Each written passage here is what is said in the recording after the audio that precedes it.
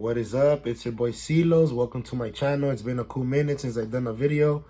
Well, I did a video recently, but it's on my continuing story of the criminal, volume number 1. So check that out if you're interested in, like, real detailed reviews and all that stuff. And yeah, so and let me know what you guys think about my edits. Otherwise, if you're new to the channel, welcome. And enough said, we're going to be doing an overview on the Giant Size X Men or Uncanny X Men volume number 1. And yeah, so let's get to it. Enough said. Thank you guys for tuning in, all right?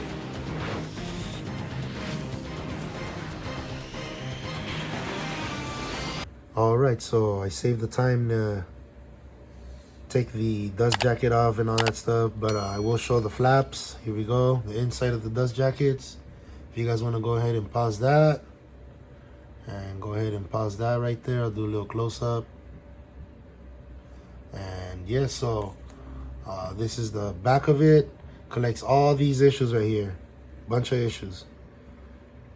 X-Men Giant Size number 1, the Uncanny X Men 94 through 131, annual number 3, which is right here. The annual number 3 is right there. Haven't got to that point, but let's get to it. Enough said. This is what it looks like under the dust jacket. The side, it does have the Giant Size X-Men issue printed right there with the picture, and we have it's not embossed or nothing like that. It's just a painted, nothing big. 818 pages. So we got some Chris Claremont, Dave Cockrum, and John Byrne. All right. So here we go. This is the table of contents, or the letters, inkers, and all that stuff for the issues that you are going to see inside this omnibus. Yeah, so contents right here, starting with Giant Size issue number 1, 1975. So this is from 1975 all the way to 1980. All right. This is something that Stan Lee wrote. If you guys want to pause that, also read that.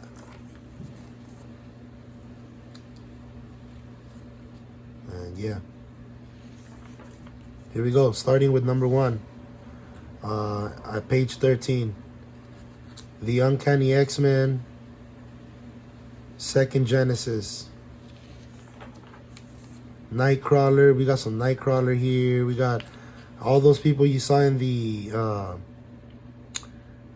cover. You'll see them in here, and a few other characters that will pop up later in the story or throughout the saga, because this does collect the Phoenix saga, or the first half, something like that. Let me know in the comments below if you guys know if this completes the whole saga collection in here, or just half, or what's up. All right.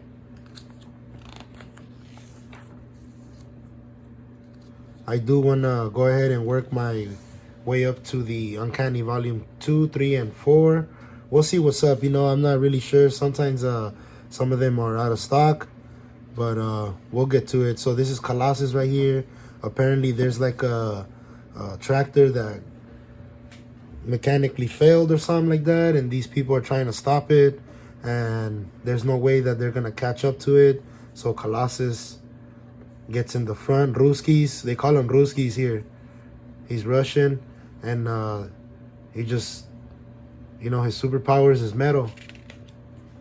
And yeah, we're gonna see a few more characters here popping up on the way.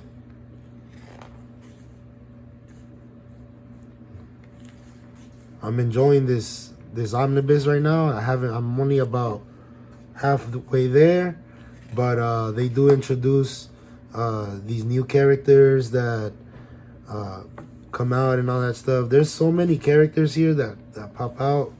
I just forget some of their names, but some of the main ones are like Archangel, Cyclops. There is no Rogue here, but there is Storm, Nightcrawler,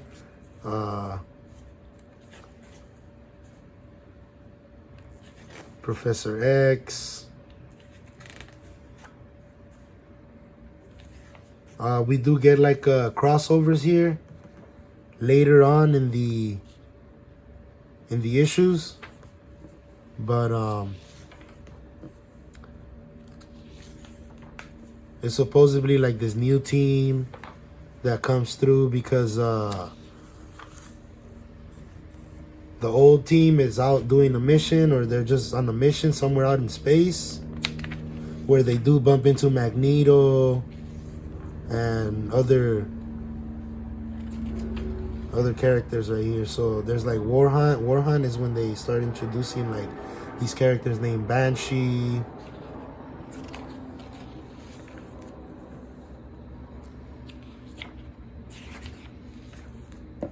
Keep forgetting homeboy's name right here. What's his name? The one and only. Keep forgetting his name. Comment below if you guys know his name. I forgot his character's name right here.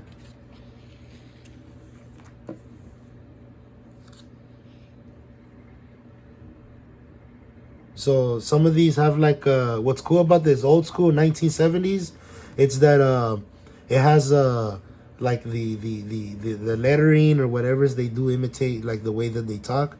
Like this guy talks like really Irish, because he is Irish.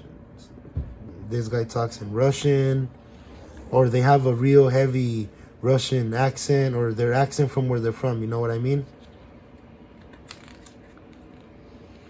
And here going on into issue number 96. I'll remember his name on the way over there. I can't remember his name right now, you know. So I think Cyclops screams his name or something like that. But yeah, enough said right here. Let's just keep flipping through this right here, because this is what we came for, right? The flip through of the comic book. And we got some Sentinels right here. I almost forgot. Oh yeah, we got like the Sentinels that come through, and oh man, I love this art right here. I'm more interested in this old school art than the new school, because it's just more interesting for some reason. And being my second X Men comic book, I wasn't really that into the first one because of the old stuff, but I was more into it because of the reboot, right?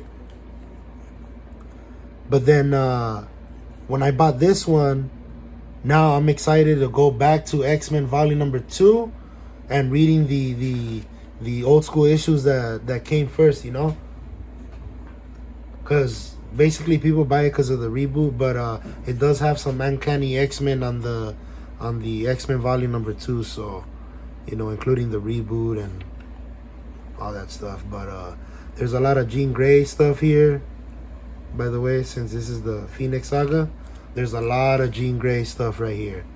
And here we go. What is this? The Phoenix.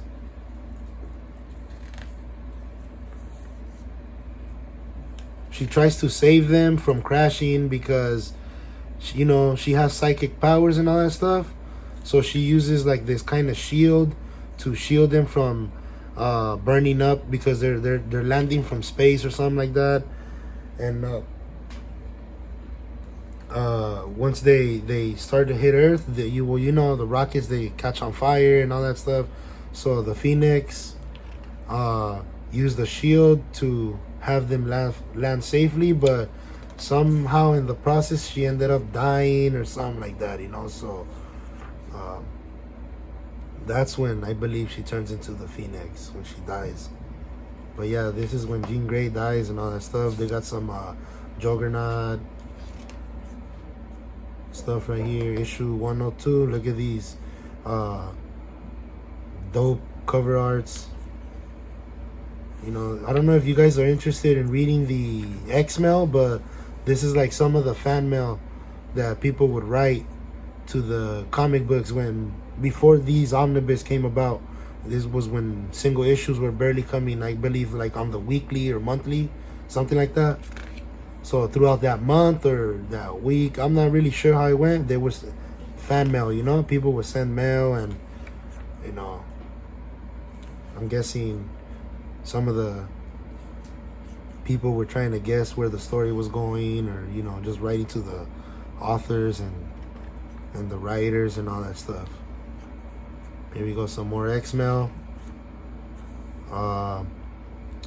In this part, you can see Nightcrawler being carried by these like dwarves or midgets, something like that. Basically what happens is I think Juggernaut knocks him out. He goes out, but they're like in this one castle where they were taken to, and this character here, I forgot his name also. There's a lot of characters here. There's so many characters. You know, I forget, but the story is going like where... Yeah, so I had to charge up my phone. It went out, but like I was saying, these old school comics, I'm really intrigued. I like the way that it's much more detailed, it's more wordy, it takes more time to read. I'm not sure if you're a fast reader, slow reader, whatever, but as you can see, after every issue there's X-Mail, fan mail, and addresses where you would be able to, you know, mail them the letters or whatever's back in the 70s. So this is all 75, 76. That's a nice little spread page. We got Firelord here, that's his name. Big Red, that's another one that comes out here. Leylandra, that's right, we got Leylandra, the Emperors. Gladiator comes out here. We got some, this guy looks like, straight up, he looks like, what's his name?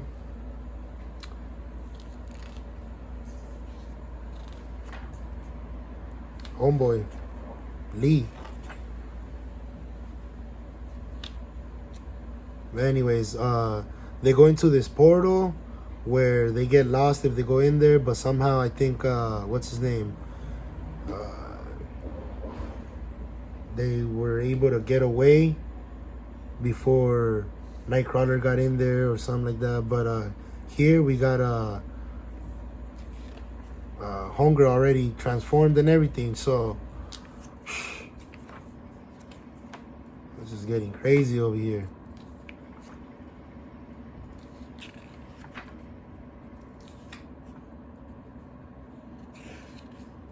There's some parts where you'll read that Wolverine is like super in love with what's her name, Jean.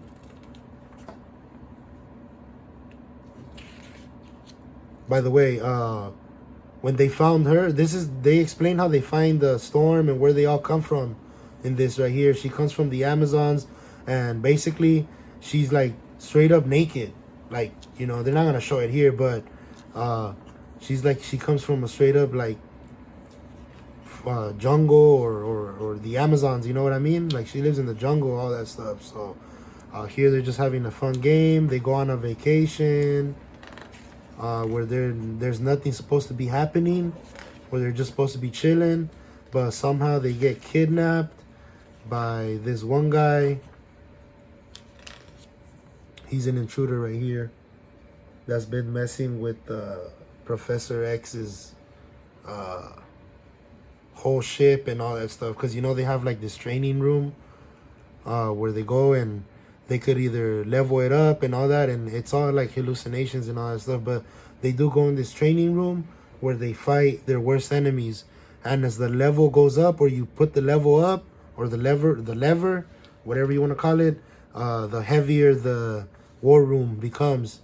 You know, I think they call it the war room. That's right. Because they could fight sentinels, their worst enemies. You know, who else do they fight? Magneto, Apocalypse, and all that stuff. So here, in this issue, where I just finished reading this issue, they get brainwashed and they become part of the circus, except one, which is Beast. And that's Jean Grey right there. We got Cyclops as like a bodyguard for Jean Grey because she's a performer. They're all performers, but they're basically, like I said, they're not brainwashed, but they're like hypnotized by this one character they fight at the end, Mesmero. You know, once you look into his eyes, it's game over. You've been hypnotized. Once you look into his eyes, you've been hypnotized. That's right. But I guess that's how his powers look when he's making his move, you know?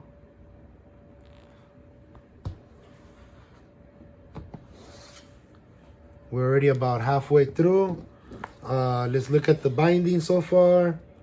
It does have a little small eye. That's about as big as it's gonna get.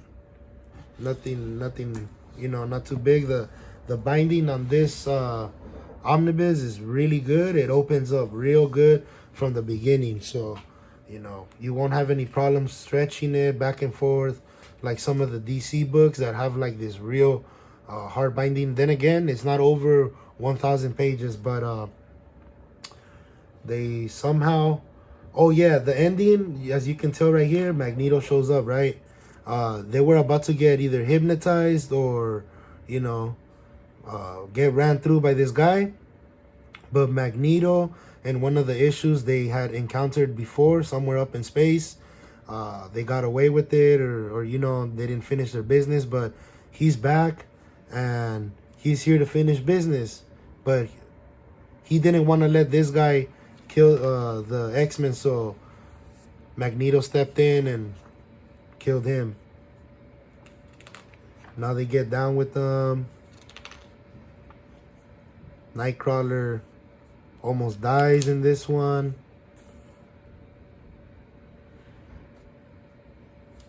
In the last issue, they had to snap out of it. The first person to snap out of the hypnosis was what's his name, Wolverine, because he got real angry, and that made him snap. So in order to make Storm, or who was it, Jean Grey, snap, he fucking straight up bitch slapped her like 10 times. She got mad, had Cyclops come, and somehow ended up throwing Cyclops out. And you know, somehow they snapped after they reached their boiling point. And now they're fighting Magneto. They all get taken, you know, they all get taken care of because basically here in this issue here, or I mean in this page, Magneto can control the, you know, fire or somehow like that. He controls it. Nothing happens to him. Which, by the way, Wolverine almost gets killed here, but instead he puts his claws back in and ends up punching himself unconscious. And they all get knocked out, wake up in this chair where they can't move and all that stuff. And by the way, one of her biggest fears that they show Storm's fears is to be trapped inside a small box, right? So she got trapped in one of her some small box in one of the prior issues behind, and she was completely freaking out, right? To the point where she like blanked out and turned pale and all that stuff. But I'm right here at this issue. I can't really say nothing after this because I don't know what's going on, but let's just continue flipping and we'll see what's up. I don't mind spoiling myself some new comics, but from what I know here is that we have the Chris Claremont and John Byrne issues right here. Alright. Is the art gonna change? I doubt it because it's still 75. I don't know how much of a big difference the art is. But yeah, so we got issue 115 here. We got a nice little spread page here. This Aerodactyl guy takes Homegirl.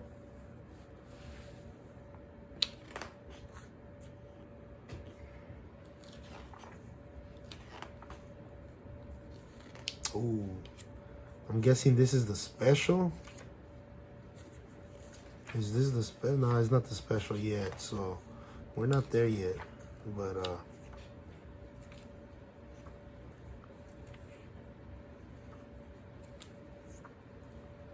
we're at 9 minutes. The Uncanny X Men. What is this? Number 119. I like the covers, I ain't gonna lie. This does have a lot of dialogue. I don't mind it because in every page, all that dialogue is very detailed. You really get into it. Some of these pages will fly by, but yeah, it's this omnibus is well worth the money.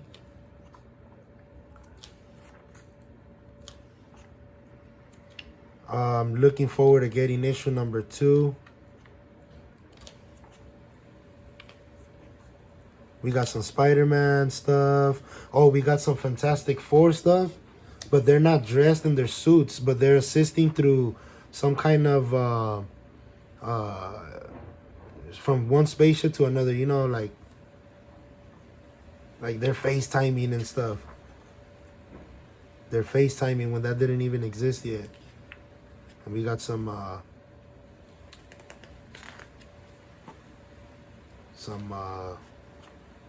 more Colossus stuff. I guess he turns bad or something happens. Not really sure what's going on. But yeah.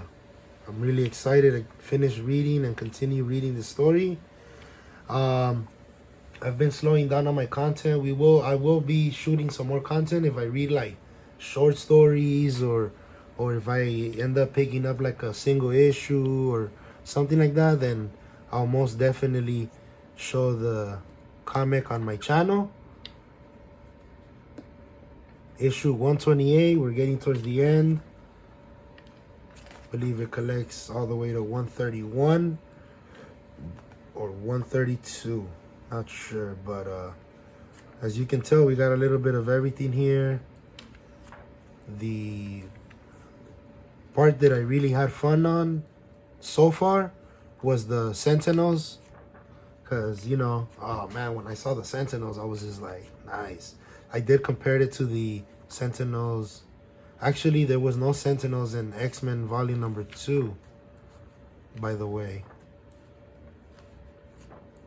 But yeah, which is weird. On the reboot, there should have been Sentinels because Jubilee gets abducted by them or something like that, and in the, you know, in the comic book, or I mean in the TV show or the cartoon show, and it didn't happen in the reboot. But we got towards the end right here. We got some sketches. Marvel Girl. Here are the characters' names, by the way. Nightcrawler, Beast. Might have skipped some. Yeah, I did skip some. Let's go right back. All right, here we go. So we got Thunderbird.